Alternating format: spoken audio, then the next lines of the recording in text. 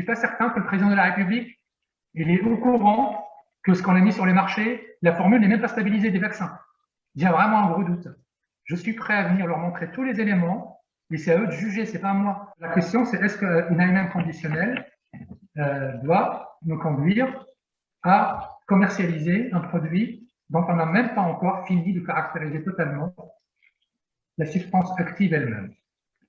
Parce que si c'est le cas, moi, personnellement, je ne comprends plus. Et en fait, docteur, on a eu beaucoup de remontées de personnel soignant ou de personnes qui travaillent dans des laboratoires, de pharmaciens, qui sont soumis à ce que vous pouvez appeler des pressions, puisqu'on leur dit il y a des doses de disponibles, venez vous faire vacciner, et quand elles opposent ah ben non, mais là je peux pas, ou des choses comme ça, elles se sentent qu'elles vont se résigner à se faire vacciner. Et de votre point de vue, c'est un problème, ça? Ben, c'est plus qu'un problème. Pour moi, c'est un consentement obtenu par la contrainte, même déguisé, même le passeport vaccinal, c'est une forme d'obligation déguisée. C'est inimaginable dans une société comme la France, dans un pays comme la France.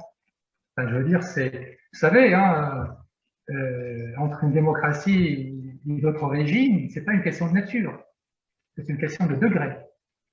On peut rapidement basculer d'un régime à l'autre. Revenons un petit peu à l'hydroxychloroquine quand même, parce qu'on a entendu une position de la part du ministre et de certains médecins sur les plateaux de télévision, comme quoi il n'y avait pas de traitement précoce ou de traitement ou de thérapie contre la Covid. Vous êtes en train de nous dire donc que cette évaluation, elle est, en fait, cette conclusion est faite sur une base qui est questionnable?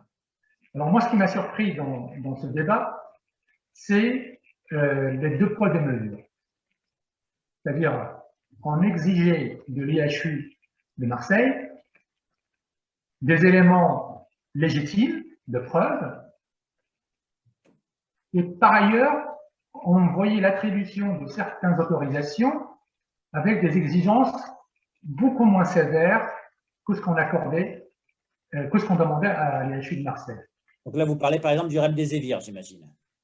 Entre autres. Et récemment, il y a eu les anticorps monoclonaux, par exemple. Oui, bien sûr. Donc, si vous voulez, ces deux poids, deux mesures, moi, m'avaient interpellé. Moi, je pense qu'il ne fallait pas tout concentrer sur les vaccins. Moi, je pense que, sincèrement, je pense que le vaccin, et d'après ce que je viens de découvrir là, très récemment, je pense que la solution ne viendra pas, en tout cas, pas seulement grâce au vaccin. Donc, c'est une balance entre les traitements et la vaccination. Moi, je pense qu'il fallait engager des recherches avant tout, je dis bien, et surtout sur les traitements. C'est-à-dire qu'ils sont en train de me dire, les personnes vaccinées, on n'est pas sûr qu'elles ne soient pas contagieuses. D'autre part, l'incertitude scientifique sur l'immunité conférée par la vaccination en cours à l'égard des variants du virus. Les variants. Là, on n'est plus sûr. Et ça confirme la dernière décision. Enfin, troisième argument, la survenue de foyers de contamination de résidents et de personnel dans certains EHPAD, c'est établissements d'hébergement des personnes âgées dépendantes, où la campagne de vaccination a eu lieu. Voilà le troisième argument.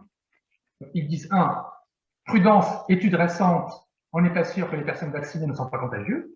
2, on n'est pas sûr du tout scientifiquement sur l'immunité conférée par cette vaccination. Et 3, eh bien, il y a eu, malgré la vaccination, il y a eu des foyers de contamination dans les EHPAD. Après, la personne va découvrir auprès du conseil d'État qu'en fait, ce qu'on lui a raconté, ce n'est pas du tout ce qui est démontré au niveau scientifique. Donc, c'est encore un deux poids, deux mesures. Encore un deux poids, deux mesures pour vous.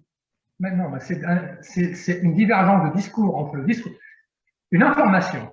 Le Code de santé publique dit la personne, toute personne, quel que soit le traitement, investigation clinique, diagnostic, thérapeutique, tout ce que vous voulez, toute personne doit être informée de façon claire, loyale et appropriée. Que lorsqu'on lui parle du bénéfice, on doit parler des risques associés à ce bénéfice. Et que c'est elle qui doit prendre. C'est marqué « prend ». La personne prend. La conjugaison du verbe montre que le paternalisme médical est révolu depuis au moins 2002, c'est-à-dire depuis la loi Kouchner, hein, la loi relative aux droits des malades. Donc, ça veut dire que c'est à la personne de prendre sa décision. Mais en aucun cas sous des contraintes, sous des pressions déguisées. Là, l'ivermectine, elle est stable. L'hydroxychloroquine, elle est stable.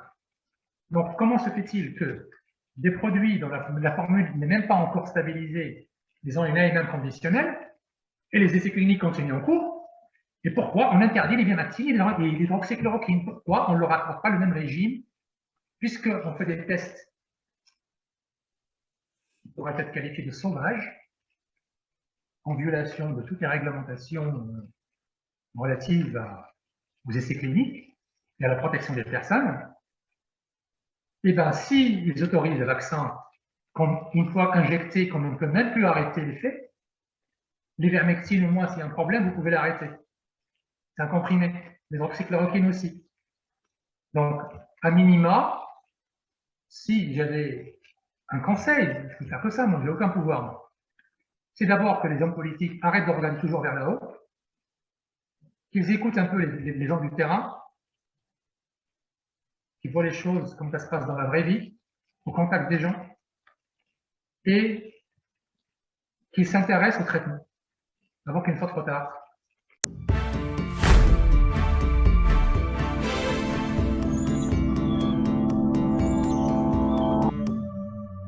Dr. Ryan Cole, I run Cole Diagnostics. It's one of the largest independent laboratories in the state of Idaho. Started it 17 years ago. I'm a Mayo Clinic trained, board certified pathologist, board certified in anatomic and clinical pathology. So yes, I have expertise in immunology and virology. I also have subspecialty expertise in skin pathology. So I do a lot of skin cancer diagnostics as well. I've seen about 350,000 patients in my career.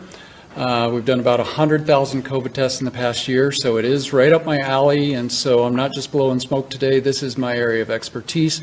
If there's a treatment for a disease, the federal government cannot approve a vaccine by law, by rule. So the NIH, who is involved in approving medications, they co-hold the patent on the, quote, vaccine with Moderna. That also is insanity, to have the government in bed with a private company vending a product that they want to give to everybody.